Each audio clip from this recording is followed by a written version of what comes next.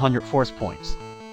Thankfully though, it's only going to take a few minutes of grinding as opposed to like 10 minutes of grinding in some of the other games, or even longer in certain RPGs. It won't take us long, hopefully, to get those amount of apples we're going to need in order to continue on in the game.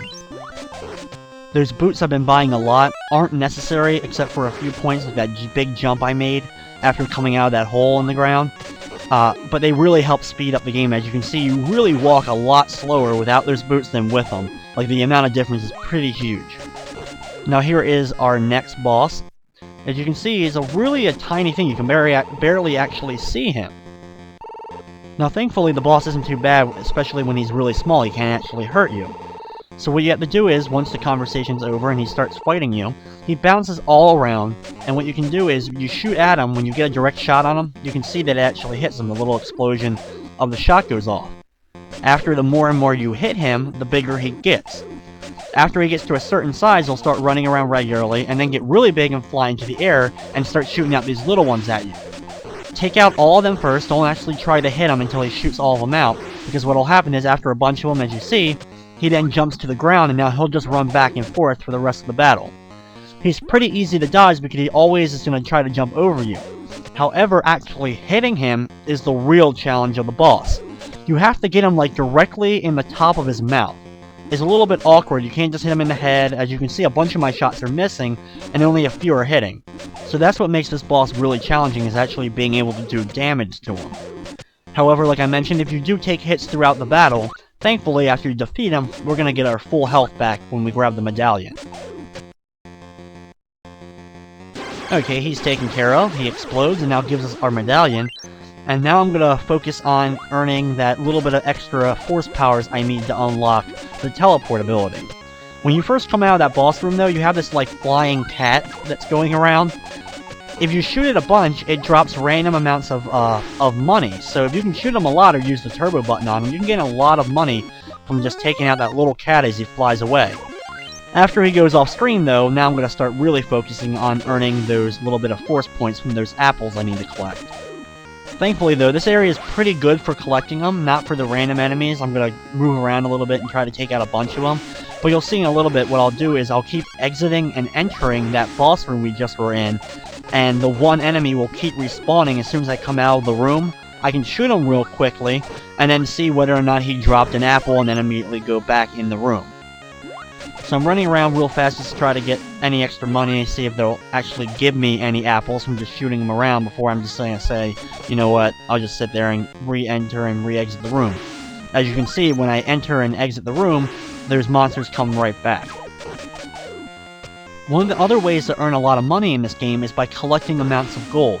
You've probably noticed throughout the run that I've collected like these bars of gold that have been stacked up on top of each other. It's like a 3 at the bottom, 2, and then a 1, like a pyramid style thing. When you collect those random amounts of gold, you can then trade them at a certain route in the game that I'll go to, and you can trade them for a random amount. You basically have two choices. You can pick the left or the right one, and then that person, it's a woman that's just sitting here in a cave randomly. I don't know why she's there, but that's where she is.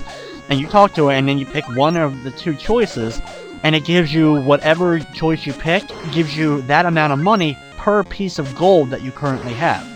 So you can get 1,000, 500, 300. Those are usually the amount I get. I usually just pick the left one and see what I get, because it's really a 50-50 shot of whether or not you're going to get the 1,000 or not. No matter what amount of money you get, you're going to get a good amount of money depending upon how many gold pieces that you do have throughout the run at that point. By doing that, though, it's really going to cut down on the amount of grinding I would have to do for money later on in the run. Now, thankfully, I only need a few more apples or pieces of force power in order to advance. There you go. As you can see, I have 180. I need to get to 200 before I can actually get that teleport ability, and we'll actually use it right away after I get it. Only 2 more apples are needed. Like I said, this is probably the best area for me to do this real fast. Keep exiting and entering this room because I can time it correctly. But just keep mashing the button and take out the guy as soon as I appear. Grab a little bit of extra money just in case, because I'll need it, and it'll help me overall later on if he does drop any. But I don't really need the money as much as I'm going to really need that apple.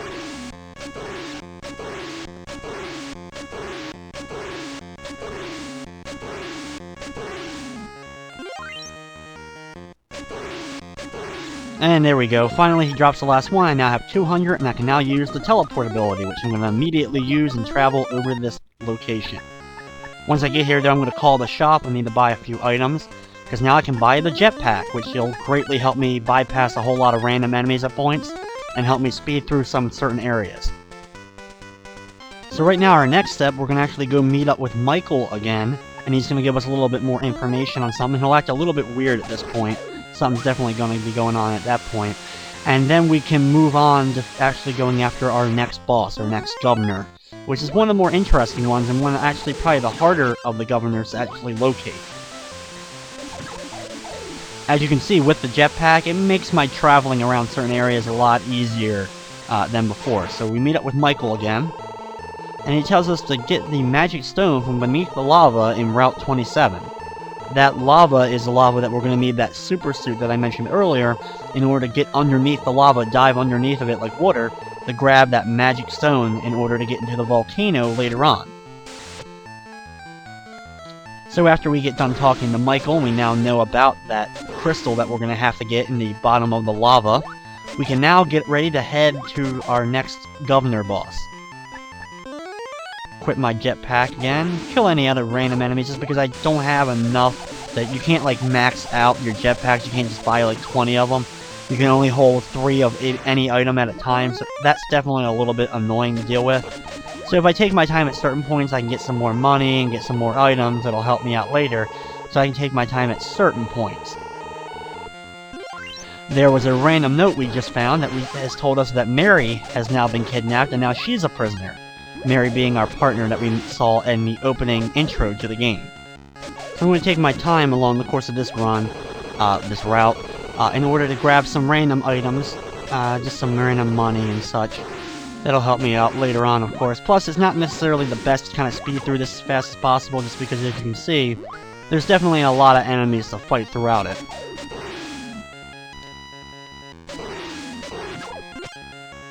Almost at the end. Watch out, got hit by that last missile. Got hit by a lot of enemies during the course of that one. Now we're going to head to Route 19. This is going to be another one of those ones that helps us get to another route. That ends up being the case with most of the random paths and routes in this game. Most of them just end up leading you to other random ones that actually will have the item or boss that you're looking for. I can fly through this area, thankfully, take out all those enemies, because they were in a direct line of one another, so that was easy to get through. Go to the end, have another little water path area. The water is definitely annoying, because unless you have the lungs equipped, you end up like taking damage the longer you stay in the water. Okay, so Route 28. Time for our next boss. It's a big water route. It's nothing but water except at the front and the very end of it. However, about midway through it or so, the actual key to know when you're close, you're going to see these missiles start coming at you from the top right corner. There they are. After you get past them, just a little bit, you want to go ahead and equip your Aqua Lung. And then you'll dive underneath the water, and you gotta search around a little bit, but then you'll find the entrance to our next boss, this Mermaid boss. Now this is easily our easiest boss that we've taken on so far, so you have your dialogue just like always. So as soon as that's over with, just start firing at it. I love the animation of the eyes and all the different boss sprites and such in the game. Just that reaction makes it, you know, definitely a more fun-filled game, and definitely shows they put effort into it. After a good amount of shots, that one's taken care of. We grab our medallion, get our health back, and now it's time to move on to our next destination. Now you can unequip any of the items you get, the jetpack, the boots, the super suit, Aqua Lung.